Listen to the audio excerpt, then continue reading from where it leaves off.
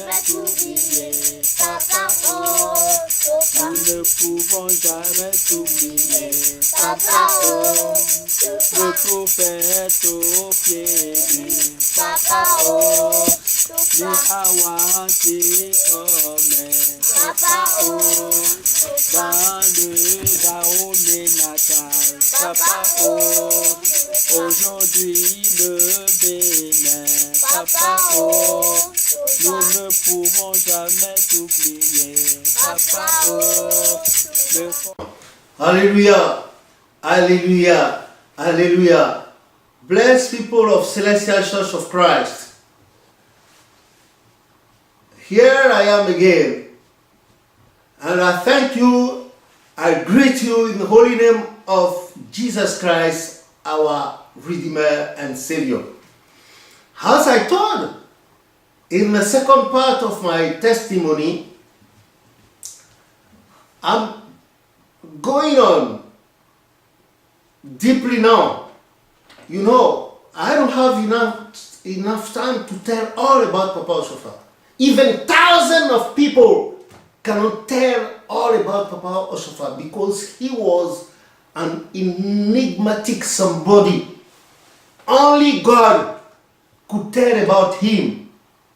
Of course, we were born into his home since 1950, been baptized by him through the second personality of our church, late Senior Evangelist Nathaniel E. Nyansunu, and my mother, I showed you some moment ago.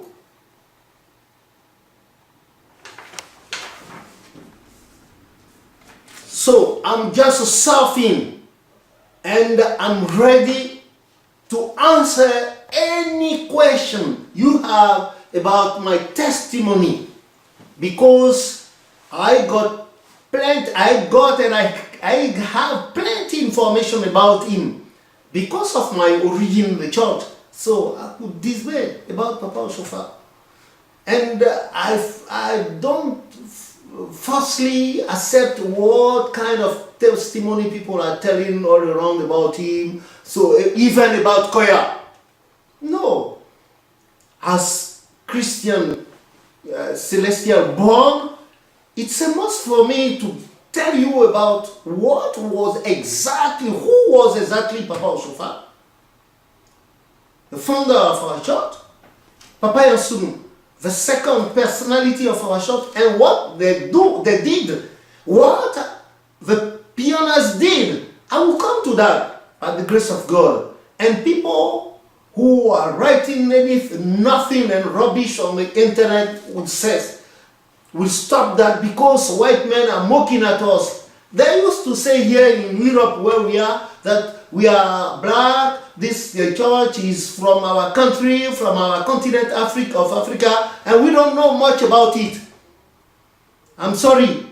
When they used to make their video and I started writing, I went to meet them, the National Center of Research on Africa Religion. I went to meet them. I then even gave them some of my video plus the book. When they read, then they stop up to now, and they must stop because they were writing about our church because they don't think that from Africa something good can come, and moreover from a carpenter.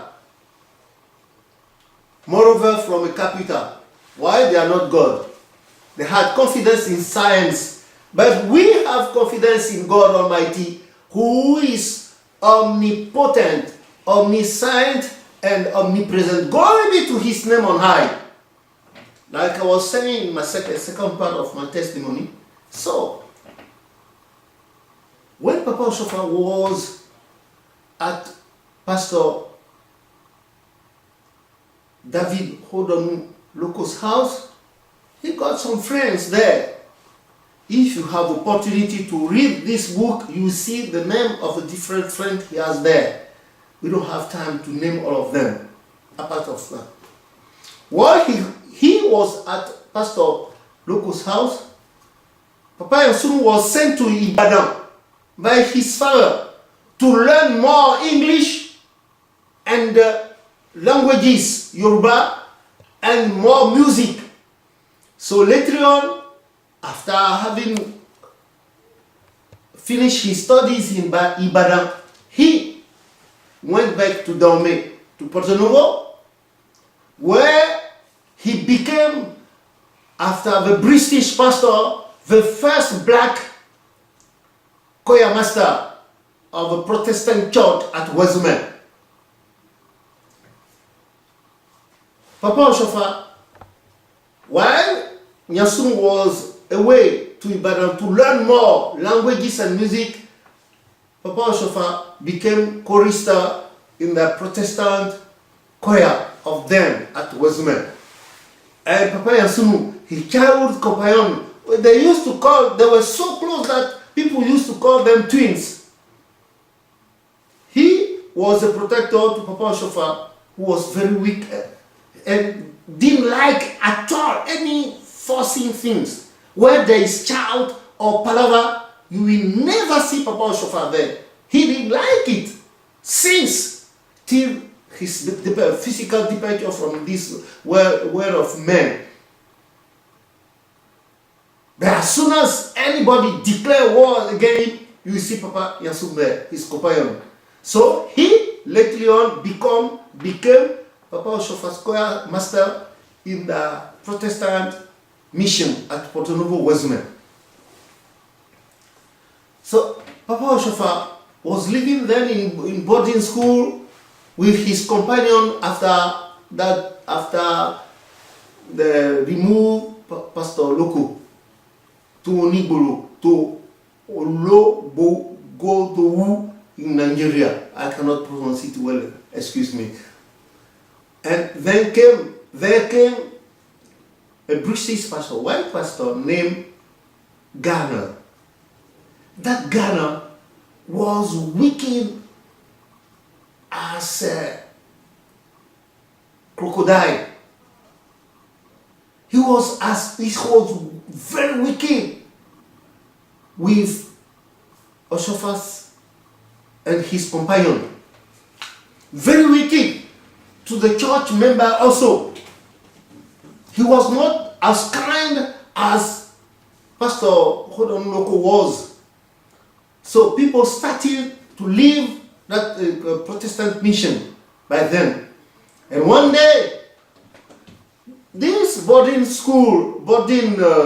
boys, among those we have Papa Oshofa, they were fed up of that white pastor behavior.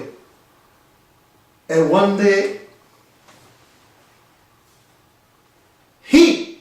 that Pastor Ghana, asked them to join people, Mason, to make bricks, to build up a new college that will become later on a seminar, Protestant seminar. Actually, they call it Protestant University of West Africa. It is somewhere at Porto Novo. They named the suburb Ajara Dokoji Ajegunle, somewhere there.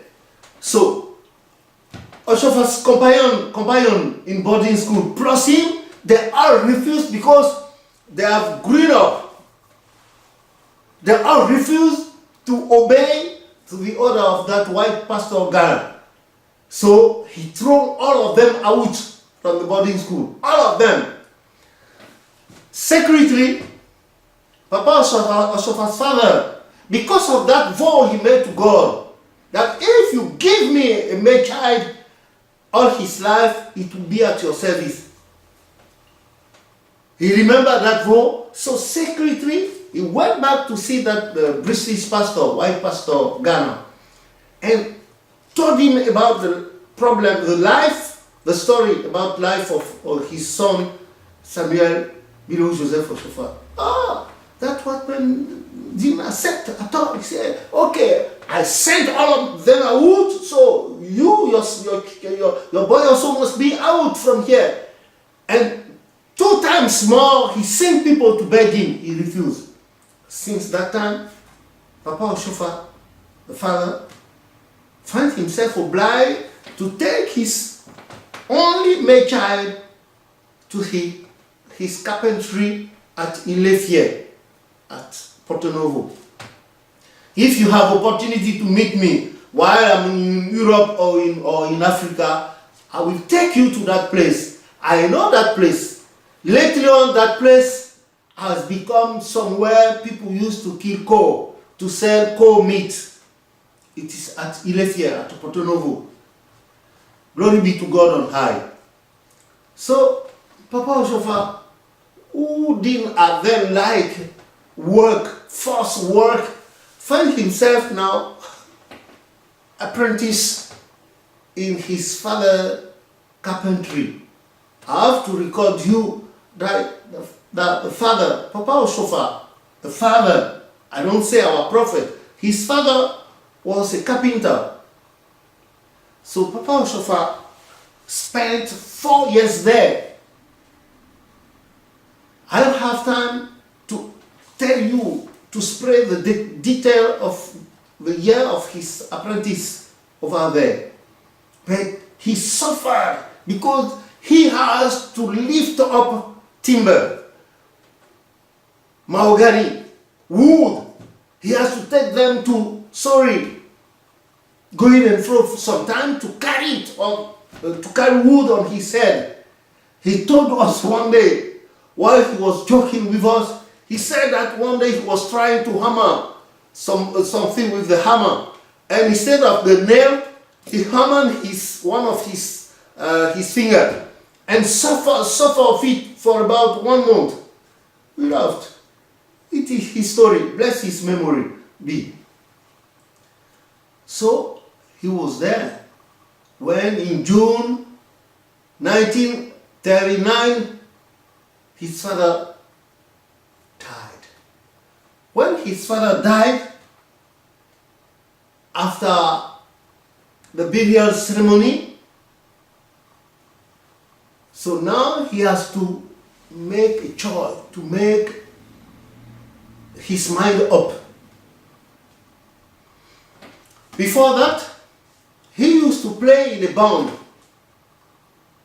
the Council Band, music band of Porto Novo.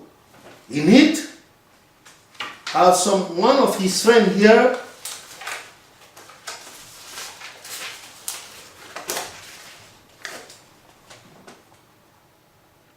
Kitoi Benjamin Lambert, was one of his closest friends in that band. They used to play, and he, Papa Oshofa, was a trumpet player because with Nyasunu, he learned how to play guitar, keyboard, and trumpet. But at their time, they needed more trumpet player in that band. And I would try also in next part to pull out the first orchestra of that Protestant mission. And it was a white pastor who initiated that band.